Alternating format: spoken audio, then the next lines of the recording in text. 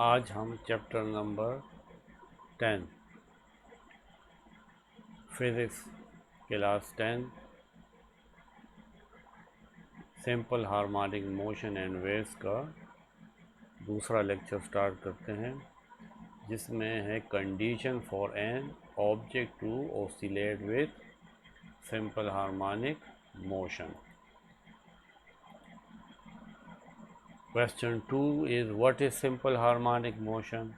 What are the conditions for an object to oscillate with simple harmonic motion?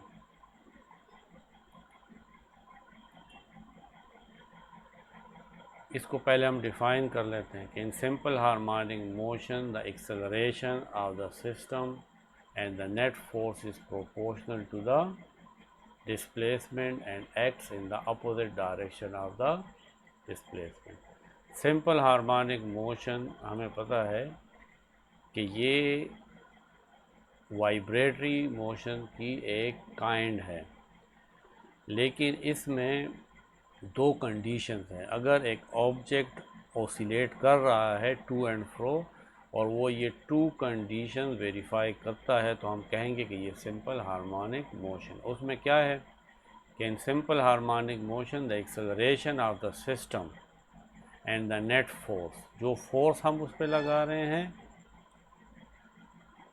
और acceleration, वो आपस में is proportional to the displacement के proportional होगा। Acceleration भी डिस्प्लेसमेंट के प्रोपोर्शनल होगा और नेट फोर्स भी, and acts in the opposite direction of the displacement. Net force भी डिस्प्लेसमेंट के अपोजिट डायरेक्शन में होगा और एक्सेलरेशन भी डिस्प्लेसमेंट के अपोजिट डायरेक्शन में होगा।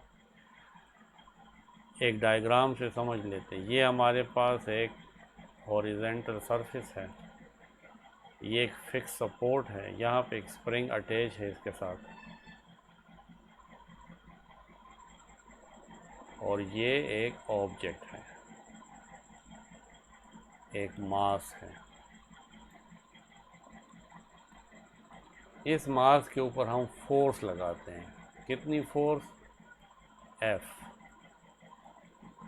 तो ये स्प्रिंग जो है ये स्ट्रेच हो जाएगी, खिंच जाएगी इस तरीके से,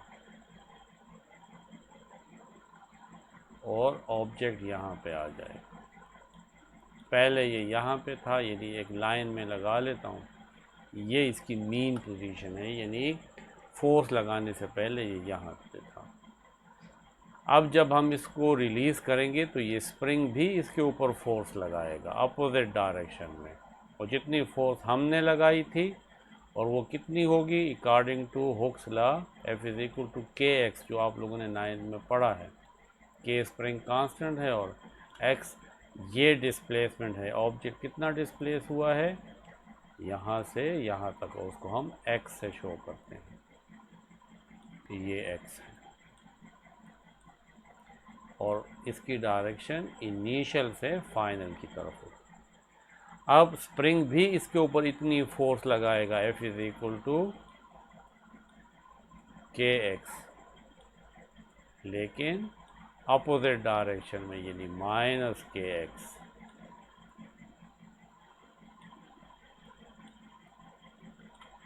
जब ये स्प्रिंग अपनी इस इनिशियल पोजीशन पे आएगा तो फिर ये यहाँ पे रुकेगा नहीं, बल्कि इस साइड पे आ जाएगा, और ये ब्लॉक जो है, ये मास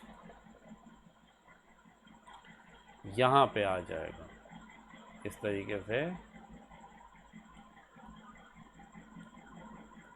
यहाँ पे आ जाएगा। फिर ये स्प्रिंग इस पे फोर्स लगाएगा और इस तरीके से ये बॉडी ऑसिलेट करेगी। अब यहाँ पे फर्स्ट कंडीशन ये है कि ये जो फोर्स इसके ऊपर लग रही है, ये और डिस्प्लेसमेंट, ये आपस में डायरेक्टली प्रोपोर्शनल है। F और डिस्प्लेसमेंट डायरेक्टली प्रोपोर्शनल है, ये डायरेक्टली प्रोपोर्शनल का सिंबल है। और देखें फोर्स इस साइड पे लग रही है, स्प्रिंग फोर्स लगा रहा है राइट से लेफ्ट की तरफ, और डिस्प्लेसमेंट है लेफ़्ट से राइट की तरफ। डिस्प्लेसमेंट हमेशा इनिशियल से फाइनल की तरफ होता है, इसलिए हम यहाँ पे एक माइनस का साइन लगाएंगे।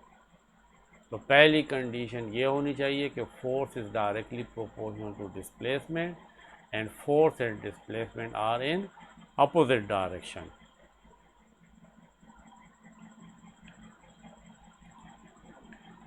फर्स्ट कंडीशन अब इस तरह हम कह सकते हैं कि simple harmonic motion a special kind of oscillatory motion which occur whenever the restoring force, वो जो स्प्रिंग ने फोर्स लगाई थी वो restoring force, is directly proportional to the displacement x from equilibrium।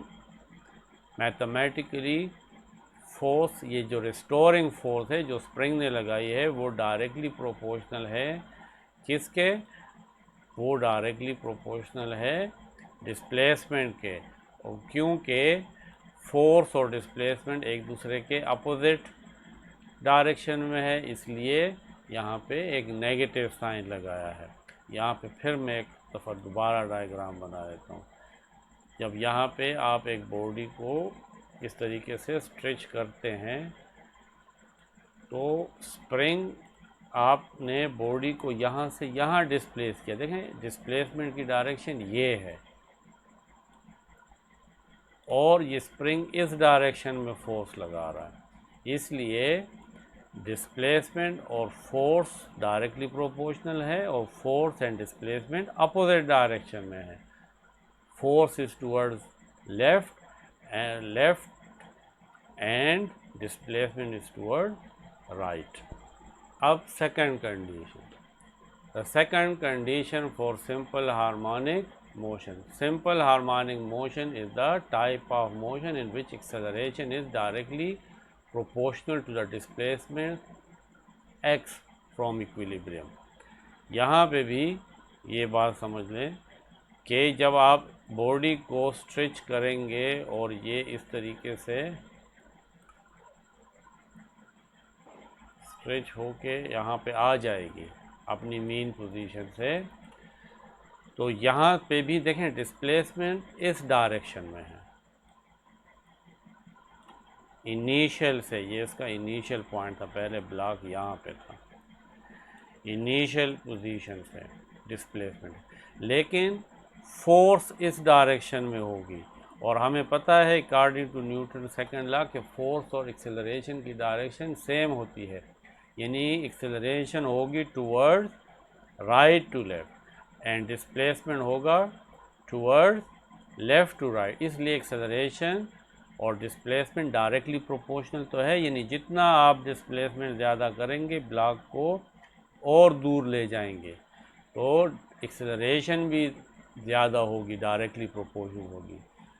और एक्सेलरेशन और डिस्प्लेसमेंट आपस में अपोजिट डायरेक्शन में होगी। एक्सेलरेशन टूवर्ड मीन पोजीशन है और displacement away from the mean position है। तो ये हमारी सेकंड कंडीशन है।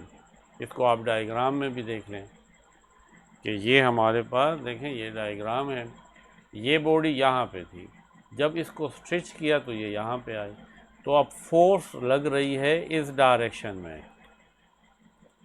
फोर्स स्प्रिंग देखें इस डायरेक्शन में फोर्स लगा रहा है और डिस्प्लेसमेंट इनिशियल से फाइनल की तरफ है। तो यहाँ पे एक्सेलरेशन और फोर एक्सेलरेशन, यहाँ पे डिस्प्लेसमेंट और एक्सेलरेशन जो है वो अपोजिट डायरेक्शन में है। देखिए एक्सेलरेशन भी इस डायरेक्शन में है, फोर्स भी इस डायरेक्शन में है और डिस्प्लेसमेंट देखें ये आपको पर्पल कलर में नज़र आ रहा होगा, ये